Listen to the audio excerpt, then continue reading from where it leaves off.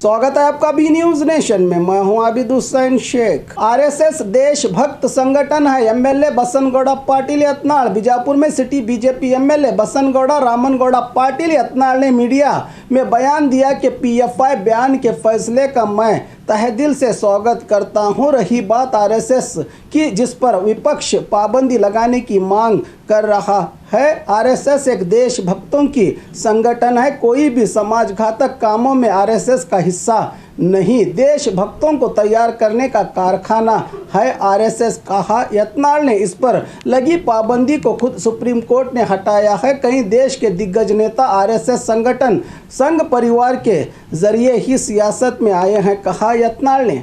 PFI ಹಣ ಬರ್ತಾ ಇತ್ತು, ಅದರ ಎಲ್ಲ ಪುರಾವೆಗಳು ಸಿಕ್ಕರ ಹಿನ್ನೆಲೆಯಲ್ಲಿ ನಮ್ಮ ದೇಶದ ಪ್ರಧಾನಮಂತ್ರಿಗಳು ಈ ಒಂದು ಗಟ್ಟಿಯಾದ ನಿರ್ಣಯ ತೆಗೆದುಕೊಂಡಿದ್ದಾರೆ. ನಾವು ಎಲ್ಲರೂ ಇದನ್ನು ದೇಶಭಕ್ತರು ಹೃದಯಪೂರ್ವಕವಾಗಿ ಪ್ರಧಾನಮಂತ್ರಿಗಳ ನಿರ್ಣಯವನ್ನು, ಪಾಕಿಸ್ತಾನ ಜೊತೆಗಿದೆ, UAE ಜೊತೆಗಿದೆ, ಅವರು ಮಾಡುವಂಥ ಚಟುವಟಿಕೆಗಳು ಎಲ್ಲನೂ ಇವತ್ತು ಪ್ರೂಫ್ ಸಿಕ್ಕಿವೆ, ಹಾಗೆ ಮಾಡಿಲ್ಲ. ಇದರಿಂದ ನಮ್ಮ ದೇಶದ ಜನ ನೆಮ್ಮದಿಯಿಂದ ಇವತ್ತು ಬದುಕಲಿಕ್ಕೆ ಬಾಳಲಿಕ್ಕೆ ಇದೊಂದು ಒಳ್ಳೆಯ ಐತಿಹಾಸಿಕ ನಿರ್ಣಯ ತೊಗೊಂಡಿದ್ದಾರೆ. ಅದನ್ನು ನಾವು ಸ್ವಾಗತ ಪಡಿಸ್ತಾರೆ. PFIನ ಬೆಂಬಲಿಸ್ತಕ್ಕಂಥ ಇನ್ನು ಕೆಲವರು RSS ಕೂಡ ಬ್ಯಾನ್ ಆಗಬೇಕು ಈ ರೀತಿ ವಾದ ಮಾಡ್ತಾ ಇದ್ದಾರೆ ಸರ್. RSS ಈ ದೇಶಭಕ್ತರನ್ನು ತಯಾರು ಮಾಡೋ ಕಾರ್ಖಾನೆ. RSS ಎಂದು ಯಾವುದೇ ಹಿಂಸಾಕೃತ್ಯದಲ್ಲಿ ತೊಡಗಿಲ್ಲ. ಅವರು ಮದ್ದು ಗುಂಡು ದೇಶ ವಿರೋಧಿ ಚಟುವಟಿಕೆ ಮಾಡಿಲ್ಲ, ಯಾವುದೇ ಧರ್ಮದ ಮೇಲೆ ಪ್ರಹಾರ ಮಾಡಿಲ್ಲ. ನಮ್ಮ RSS ದೇಶಭಕ್ತರ ಒಂದು ಸಂಘಟನೆ ಇರೋದ್ರಿಂದ ಇದು ಸಾಕಷ್ಟು ಸಲ ಈ ದೇಶದಲ್ಲಿ ಚರ್ಚೆ ಆಗಿದೆ. ಸುಪ್ರೀಂ ಕೋರ್ಟ್ನಲ್ಲೇ ಅದ್ರ ಮ್ಯಾಗಿರುವಂಥ ನಿಷೇಧವನ್ನು ಸುಪ್ರೀಂ ಕೋರ್ಟ್ನೇ ತಗೊಂಡಿದೆ. ಹಿಂದೆ ಸರ್ದಾರ್ ವಲ್ಲಭಭಾಯಿ ಪಟೇಲರ ಕಾಲದಲ್ಲಿಯೂ ಸಹ ಈ ಚಟುವಟಿಕೆಗಳು, ದೇಶಭಕ್ತಿ ಚಟುವಟಿಕೆ ಇರುತ್ತೆ. ಅವತ್ತೂ ಸಹ RSSಗೆ ಯಾವುದೇ ರೀತಿಯ ಒಂದು ದೇಶ ವಿರೋಧಿ ಚಟುವಟಿಕೆಯ ಒಂದು ಕೆಟ್ಟ ಹೆಸರಿಲ್ಲ. ಅದು ದೇಶಭಕ್ತರ ಸಂಘಟನೆ. ಈ ದೇಶದಲ್ಲಿರುವಂಥ ಎಲ್ಲ ಉನ್ನತ ಸ್ಥಾನದಲ್ಲಿರೋರು RSSನಿಂದ ಬಂದವ್ರೆ ಸರ್. ಈಗ ಕೇವಲ 5 ವರ್ಷ ಮಾತ್ರ ಈಗ ಬ್ಯಾನ್ ಆಗಿದೆ ಸರ್. ಇದು ಪರ್ಮನೆಂಟ್ ಆಗಬೇಕಾ ಹೆಂಗೆ ಸರ್? ನೋಡ್ಬೇಕು. ಈಗ 5 ವರ್ಷದಲ್ಲಿ ಅದನ್ನು ಬುಡ ಸಮೇತ ನಿರ್ಮೂಲನೆ ಮಾಡಬೇಕು. ಮತ್ತು ಯಾವ್ಯಾವ ಹುತ್ತಿನಿಂದ ಯಾವ ಹಾವು ಬರ್ತಾವೆ ಗೊತ್ತಿಲ್ಲ, ಅದನ್ನೆಲ್ಲ ಅಧ್ಯಯನ ಮಾಡಿ ಇದು ಸಂಪೂರ್ಣವಾಗಿ ಈಗ PFI ಆಯ್ತು ಆಕಾರ, ನೀವು ಸಿಮಿಯಿಂದ PFI ಆಗಿದೆ, ಮುಂದೆ SDP ಆಯ್ತು ರಾಜಕೀಯ ಒಂದು ಸಂಘಟನೆ ಆಗಿದೆ. ಮುಂದೆ ಇದನ್ನು ಮತ್ತೊಂದು ಹೆಸರಿನಿಂದ ಬರ್ಬೋದು. ಅವಾಗ ಅದನ್ನು 5 ವರ್ಷದಲ್ಲಿ ಇದನ್ನು ನನಗೆ ವಿಶ್ವಾಸ ಇದೆ, ಕೇಂದ್ರ ಸರ್ಕಾರ ಇದನ್ನು ಸಂಪೂರ್ಣ ಭಯೋತ್ಪಾದನೆ, ಲವ್ ಜಿಹಾದು ಇಂಥ ಎಲ್ಲವನ್ನು ನಾಶ ಮಾಡ್ತದೆ. ನಮ್ಮ ದೇಶ ಶಾಂತಿಯಿಂದ ನೆಮ್ಮದಿಯಿಂದ ಬಾಳಲಿಕ್ಕೆ ಅವಕಾಶವನ್ನು 5 ವರ್ಷದಲ್ಲಿ ನಮ್ಮ ಪ್ರಧಾನಮಂತ್ರಿಗಳು ಮಾಡ್ತಾರೆ ಅಂತ ವಿಶ್ವಾಸ ಇದೆ.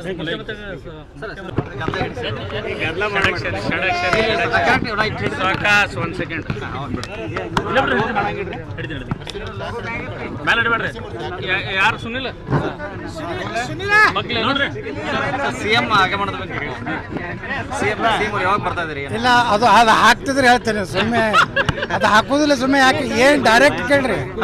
PFI ಬ್ಯಾನ್ ಆಗಿದೆ, ಕೇಂದ್ರ ಸರ್ಕಾರ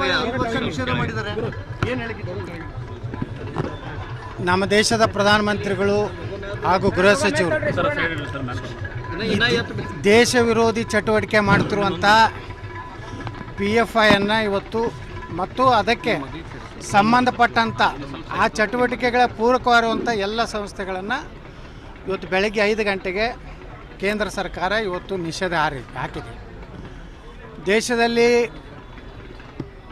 ಒಂದು ರೀತಿ ಭಯೋತ್ಪಾದನೆಯನ್ನು ಪ್ರೋತ್ಸಾಹ ಕೊಡುವಂಥ, ದೇಶ ವಿರೋಧಿ ಚಟುವಟಿಕೆ ಮಾಡುವಂಥ ಅನೇಕ ಸಾಕ್ಷ್ಯಾಧಾರಗಳು, ಪುರಾವೆಗಳು ಸಿಕ್ಕ ಮೇಲೆ ಭಾಳ ವರ್ಷಗಳಿಂದ ಈ ದೇಶದ ದೇಶಭಕ್ತರ ಆಗ್ರಹ ಇತ್ತು, ಬೇಡಿಕೆ ಇತ್ತು, PFIಯನ್ನು ಬ್ಯಾನ್ ಮಾಡಬೇಕಂತೇಳಿ.